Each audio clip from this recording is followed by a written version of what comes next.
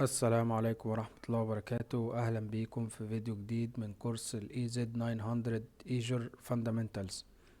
فيديو النهاردة هنتكلم فيه على ال Azure Virtual Network وازاي انك تربط النتورك بتاعت حضرتك عندك في الداتا سنتر بالنتورك اللي على Azure بأكتر من طريقة، وهقولك على ايه مميزات وعيوب كل واحدة فيهم، وازاي انك تخلي تو Virtual Networks يكلموا بعضهم عن طريق ال VPN. وهقول لك على ايه الفرق ما بينها وما بين البيرنج اللي اتكلمنا عنه في الفيديو اللي فات. وطبعا كالعادة هيكون في تطبيق عملي في اخر الفيديو، ف ميك شور انك تشوفه عشان ده اللي هيثبت لك المعلومة اكتر.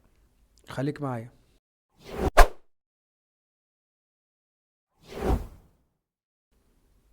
طيب هنتكلم النهاردة على Azure Virtual Network Gateway. طيب انا التارجت بتاعتي ايه النهاردة؟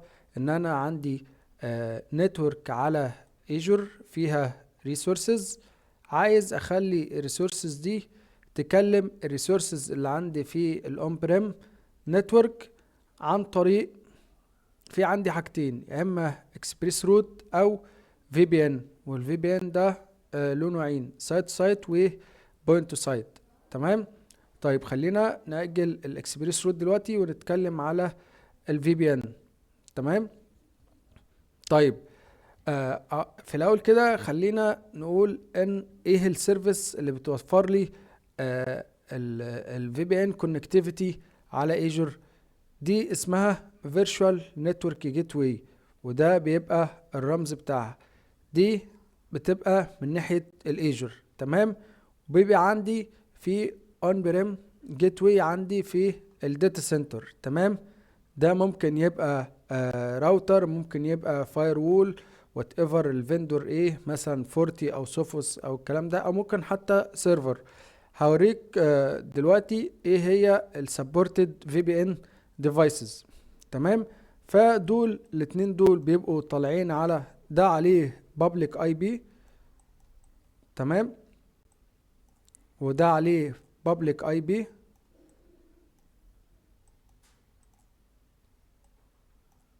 والاتنين طالعين على الانترنت وبيكلموا بعض عن طريق في بي ان تانل، اي بي سيك تانل.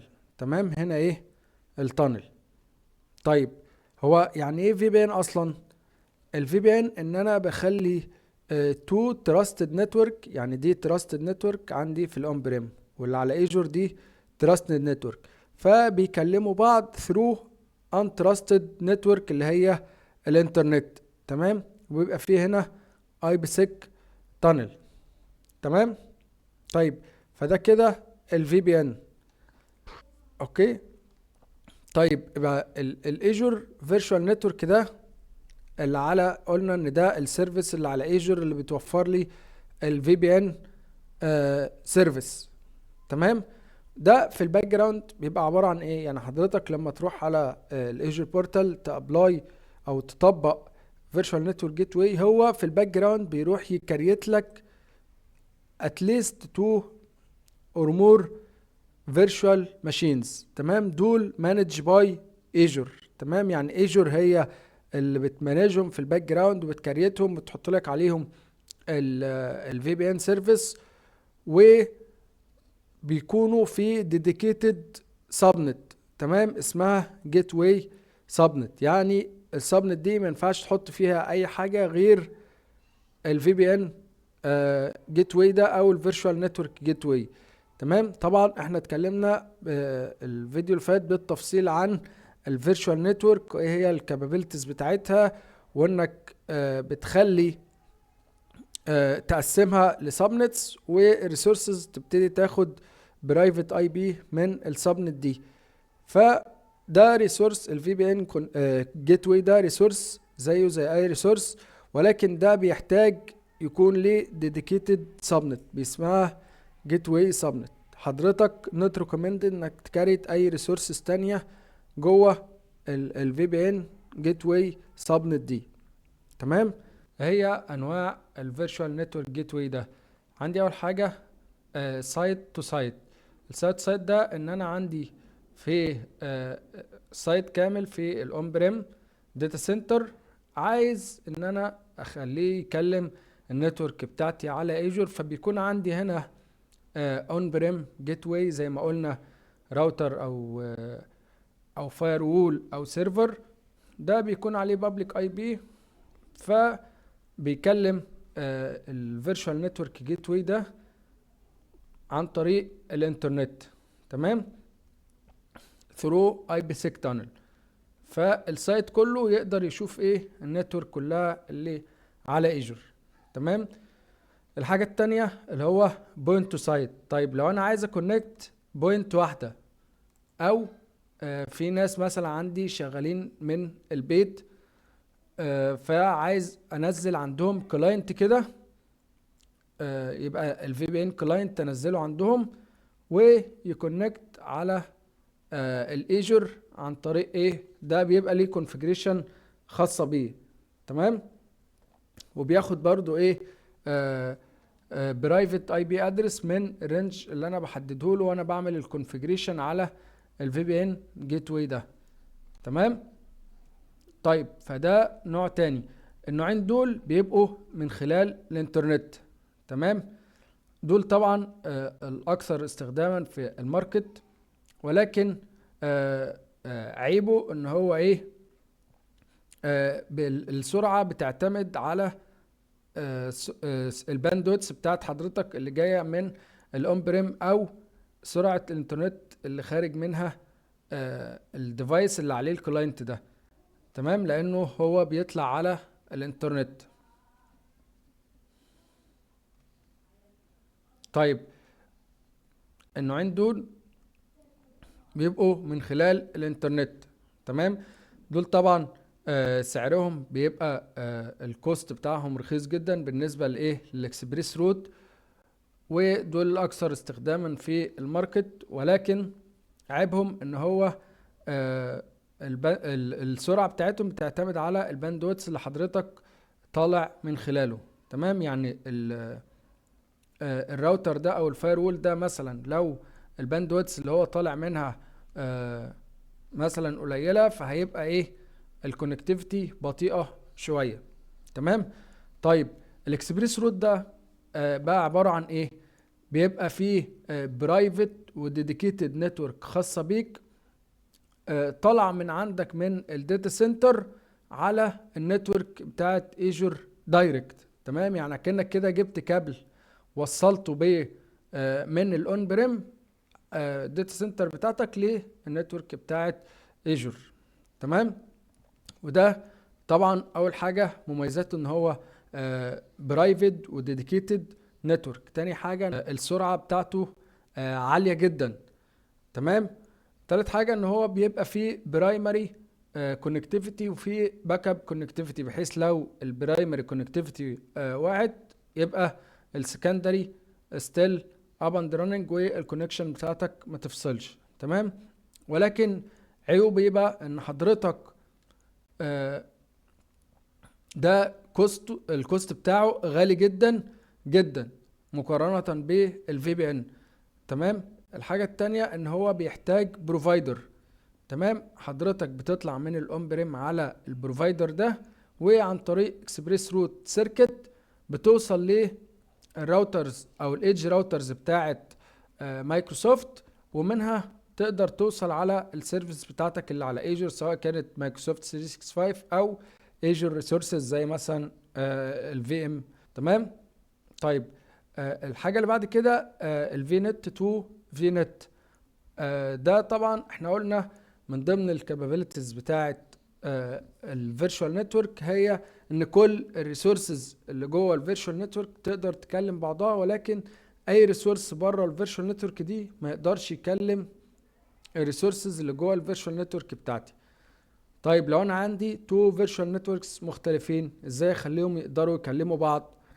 عن طريق يا اما تعمل البيرنج اللي اتكلمنا عنه السيشن اللي فاتت، او انك تعمل في نت تو في نت، تعمل هنا تو فيرتشوال نتورك جيت واي، واحد في كل فيرتشوال نتورك، والاثنين يقدروا يكلموا بعض، ولا ده بيبقى ثرو انكريبتد تانل، تمام. البيرنج بيبقى من خلال مايكروسوفت باك بون، ولكن ده بيبقى ايه مش في انكريبتد تانل.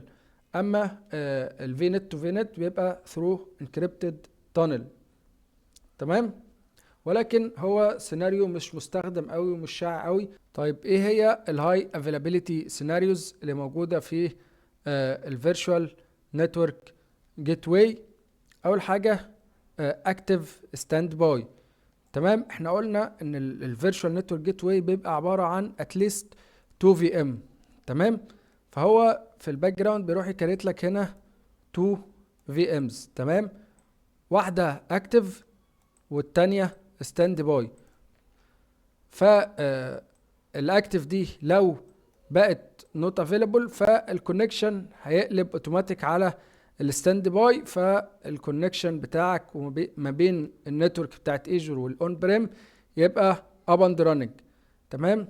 فانت كده هايلي افيلبل. تمام.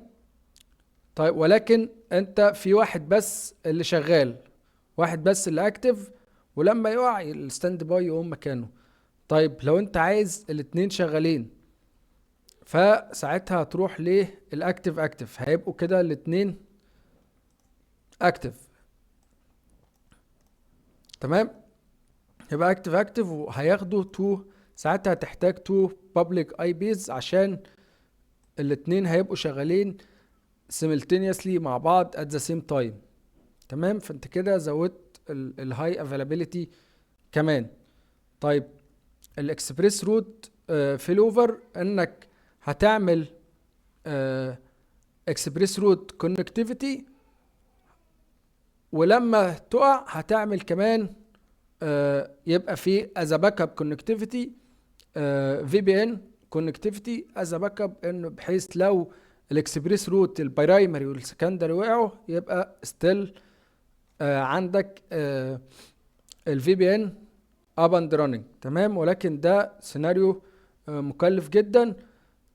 ده بتستخدمه بس في الحاجات اللي هي الكريتيكال جدا، انه لما يقول لك انا نو واي ان الكونكتيفيتي بتاعتي تقع اني مور، فحضرتك ساعتها تستخدم الاكسبريس روت وتستخدم از باك اب الفي بي ان كونكتيفيتي. تمام. الحاجه الاخيره اللي هو الزون ريدندنت جيت ويز، ان هو بيكريت لك التو في ام دول كل واحده في ايه، في زون مختلفه، بحيث ان حتى الزون كلها لو وقعت فانت استيل عندك في الفي بي ان كونكتيفيتي بتاعتك قايمه في زون تانية والسيرفيس اب اند راننج. تمام. طيب تعالوا نبص كده على الكلام ده على الايجور بورتال. انا دلوقتي على الايجور بورتال. اول حاجه هروح اكريت فيرتشوال نتورك عشان احط فيها سبنت ديديكيتد ل الجيت واي، وبعد كده اروح اكريت الايه الفيرتشوال نتورك جيت واي. تمام. طيب ادي السبسكريبشن والريسورس جروب. اكريت ريسورس جروب اسميها مثلا في بي ان داش ار جي. اوكي. واديها نيم نسميها في بي ان داش في نت. اوكي. واختار الريجون اوكي خليها ويست يوروب، واروح على الاي بي ادرسز. طيب هنا هنسيب السايدر بلوك او الادرس سبيس زي ما هو، واروح على السبنتس. هختار من هنا السبنت بيربس، هخليها ايه فيرتشوال نتورك جيت واي. هو في الباك جراوند هيروح يكريت لي سبنت سلاش 24 هتبقى ديديكيتد ل الجيت واي، وهيسميها هو اصلا جيت واي سبنت. تمام. اقول له سيف واقول له ريفيو اند كرييت. يلا كرييت. تمام. طيب هنا deployment complete خلاص. اقول له go to resource. ادي هنا الفيرتشوال نتورك وادي الادرس سبيس بتاعها. تعالوا كده نروح على السبنتس. هلاقي ان في سبنت اتكريتت اسمها جيت واي سبنت، وادي البرايفت اي بي بتاعها. تعالوا كده نروح بقى على الفيرتشوال نتورك جيت واي. هتروح هتكتب هنا فيرتشوال نتورك جيت واي، او تختارها من ريسنت سيرفيس لو انت عملت سيرش عليها قبل كده، وتقول له جو. هنا بيقول لي انت ما عندكش فيرتشوال نتورك جيت واي، اقول له ماشي كرييت. طيب هنا هو بيقول لي اختار السبسكريبشن وريسورس جروب. هو مش مديني اصلا اسلكت ريسورس جروب، ولكن هيختار الريسورس جروب بتاعت الفيرتشوال نتورك اللي انا هعمل لها سيلكت. تمام. طيب هنديله نيم، نقول له AZ900-VPN، ونختار الريجون ويست يوروب، والجيت واي تايب يا اما VPN او اكسبريس روت. تمام. وطبعا اتكلمنا في على الفرق ما بينهم بالتفصيل في اول السيشن. الاس كيو، طيب الاس كيو او الفاميلي، وعندك حاجه اسمها جنريشن. طيب ده يعني ايه الكلام ده؟ خلينا كده نروح نبص على التيبل ده. شايفين كده انت اصلا عندك هنا في تو جنريشن، جنريشن 1 وجنريشن 2. كل واحد فيه في الجنريشن ده في اس كيو معينه. تمام. في كام حاجه هنا عايز تاخد عايز حضرتك تاخد بالك منهم. ان انت بقى هنا بقى بتقدر تشوف انك ايه الحاجات اللي سبورتد ونوت سبورتد بالنسبه للجنريشن والاس كيو. تمام. بتقدر تشوف تقدر تكريت كام سايت تانل وكام بوينت تو سايت تانل من النوع اللي هو SSTP. ده بروتوكول خاص بالبوينت تو سايت. وفي عندك اي فيرجن 2، ده بروتوكول برضو خاص بالبوينت تو سايت. ده نوت سبورتد هنا في البيزك. تمام. والماكسيمم ثروبوت هنا 100 ميجا بت بير سكند، ومش بيسبورت البي جي بي ولا الزون ريدندنت. تمام. فهنا حضرتك تقدر تشوف كل الاس كيوز والجنريشنز من هنا، عشان حضرتك تقدر تديزاين للفيرتشوال نتورك بتاعتك. تمام. تختار انهي اس كيو وانهي جنريشن. المعلومه المهمه بقى انك ممكن تقدر تعمل ريسايز ما دمت ان انت في نفس الجنريشن. تمام. يعني حضرتك هنا لو اخترت مثلا VPN GW1، ممكن بعد ما تكريته تختار دي مثلا، او اللي هي فيها VPN GW1 ايزي.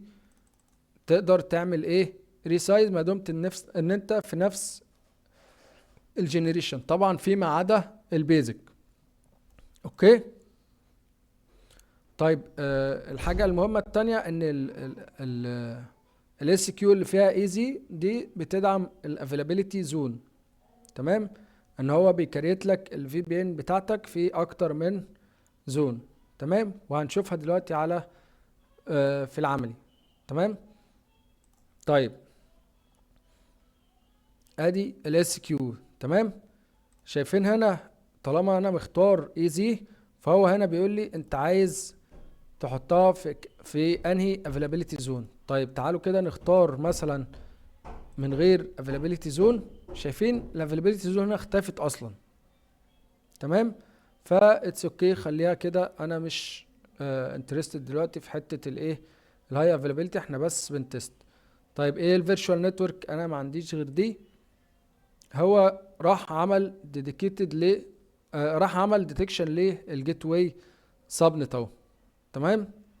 طيب البابليك اي بي، طبعا احنا قلنا ان الفي بي ان جيت واي ده محتاج بابليك اي بي ادرس خاص بيه. تمام. فانت هنا تقدر انك تقول له كريت نيو او تيوز اكزيست لو حضرتك عندك بابليك اي بيز قبل كده. انا ما عنديش، فاقول له هنا كريت لي واحد جديد سميه في بي ان داش بابليك اي بي. اوكي. طيب هنا الاساينمنت ستاتيك ولا دايناميك؟ دايناميك ده ان هو مثلا لو حصل له ريستارت فممكن ان هو يتغير عادي، اما static هو ثابت، اي بي ثابت. حتى هو هنا اصلا مش مديك اوبشن انك تغيره، لان الفي بي ان ده طبعا بابليك اي بي ما ينفعش يتغير، لان لو اتغير الكونكتيفيتي هتقع. تمام. طيب هنا بقى شايفين الاكتيف مود، انا قلت له انيبل، هيبقى هنا محتاج ايه؟ بابليك اي بي ادرس، لان احنا قلنا الاتنين هيشتغلوا simultaneously مع بعض. طب اقول له كده disable، فجأة ان هو ايه؟ اختفى البابليك اي بي التاني. تمام. البي جي بي احنا مش انترستد دلوقتي فيه، فاقول له disable.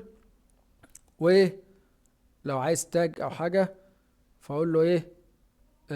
تديله هنا التاج. لو مش عايز اقول له ريفيو اند كرييت. طيب في حاجة مهمة جدا، ان الفي بي ان جيت واي ده بيقعد من 30 ل 45 دقيقة عشان يتكريت، فانت تكير لو انت بتجرب ان هو ايه، مفيش عندك مشكلة او حاجة. آه هيقعد 45 دقيقة عشان يتكريت، ومن هنا تقول له كرييت، هو هنا هيروح يحاول يكريته. تمام. طيب خلينا كده نبص هنا مع بعض. هنا